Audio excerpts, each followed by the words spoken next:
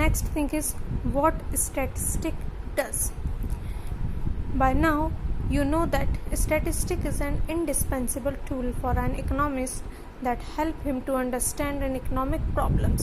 Using its various methods, efforts is made to find the causes behind it with the help of qualitative and quantitative fact of the economic problems. Once the causes of the problem is identified, it is easier to formulate certain policies to tackle it.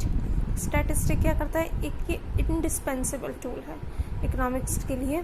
जिससे क्या होता है कि economic जो problems हैं, चाहे वो qualitative हो या क्वांटिटेटिव हो, उसको मेज़र करते हैं by using different types of method, because statistic have various types of methods.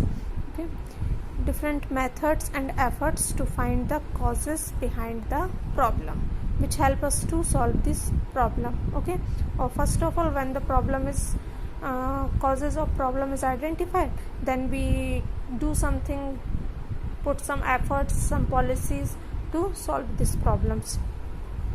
But there is more to statistic. It enables an economist to present economic fact in a precise and definite form that help in proper comprehension of what is stated.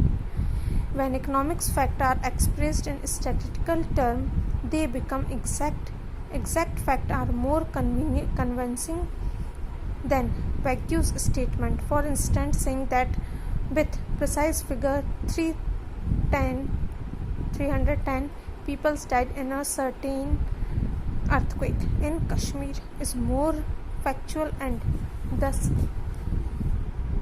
a statistical data, whereas saying 100 of people died is not. Statistic क्या है, generally language में सुनने में, बोलने में statistic बहुत easy लगता है ना, कि दैट मीन्स डेटा जो है वो कलेक्ट किया, देन उसके बाद उसको जो भी मेथड यूज़ करना है उससे उसको एनालाइज किया, उस पर वर्कआउट किया, प्रॉब्लम सॉल्व की, देन फिनिश.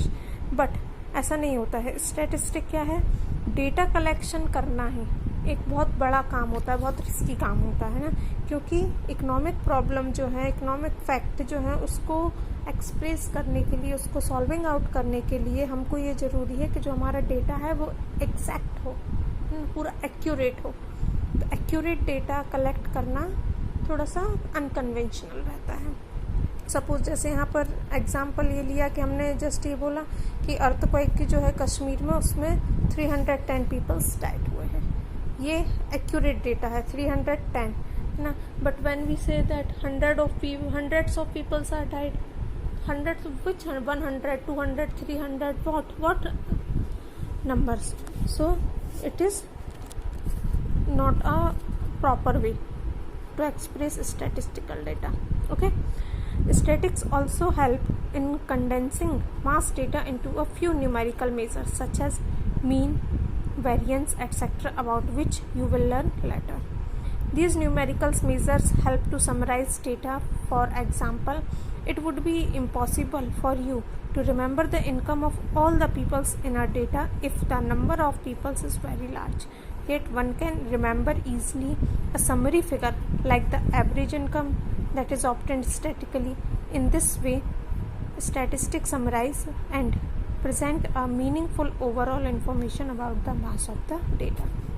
स्टैटिस्टिक में क्या है, बहुत से, जैसा भी हमने कहा कि उस स्टैटिस्टिक के बहुत से मीनिंग हैं. तो स्टैटिस्टिक में किसी भी डेटा को प्रेजेंट करने के लिए बहुत से अलग न्यूमेरिकल मेजर्स भी रहते हैं, जैसे मीन, मीडियन, मोड, वेरिएंस, है ना, डिस्पर्सन्स, कोरिलेशन, बहुत इंडेक्स नंबर, बहुत सारे ऐसे डेटा रहते हैं जिसके बारे में हम अभी पीछे पढ़ेंगे. तो इसमें क्या होता है कि जो लमसम डेटा है, जो हम इतने लमसम, इतने लार्ज डेटा को रिमेंबर करना पॉसिबल नहीं है, तो उसके लिए हम क्या है, एवरेज ना, मीडियन, इस तरीके की चीज़ों को यूज़ करते हैं. इससे क्या होता है, एक जो लमसम डेटा है उसकी एक समरी हमारे सामने आ जाती है.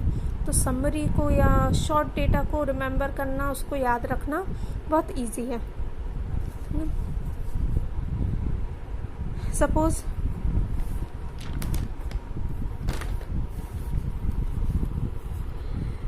in our school 11th class result is declared.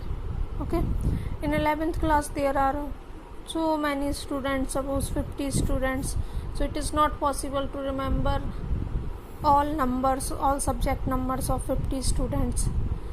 तो इसके लिए क्या है, रिज़ल्ट हम पूरा याद नहीं रख सकते हैं सभी बच्चों का, है ना, 50 स्टूडेंट्स का। तो हम उसके लिए एक एवरेज कैलकुलेट कर लेते हैं। That means suppose class 11th result is 76%। That means हम क्या कहेंगे कि हाँ, क्लास 7 का रिजल्ट 76% रहा है। दैट मीन्स 76% जो है वो रिजल्ट अच्छा रहा है। बाकी जो रिमेनिंग रहा वो क्या रहा, डल ना। तो इसमें हमने क्या किया है, जो लमसम डेटा था उसको हमने एक एवरेज फील्ड या एक समराइज्ड फील्ड में उसको हमने कन्वर्ट कर दिया है। Okay, so the conclusion of that to use statistic is we increasingly use statistics to analyze various economic problems such as rising problem, growing population, unemployment, poverty, etc.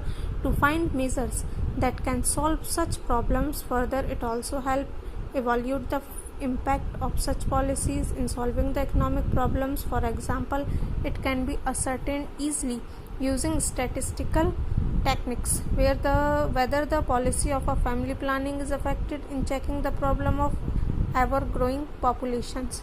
That means the conclusion is that statistic जो है उसको हम use करते हैं various जो serious economic problems हैं, जैसे rising price, growing population, unemployment, poverty etcetera.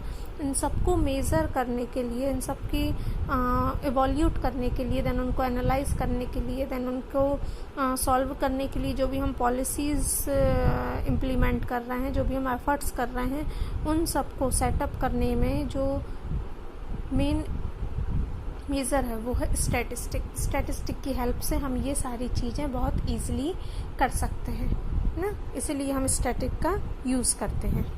Okay,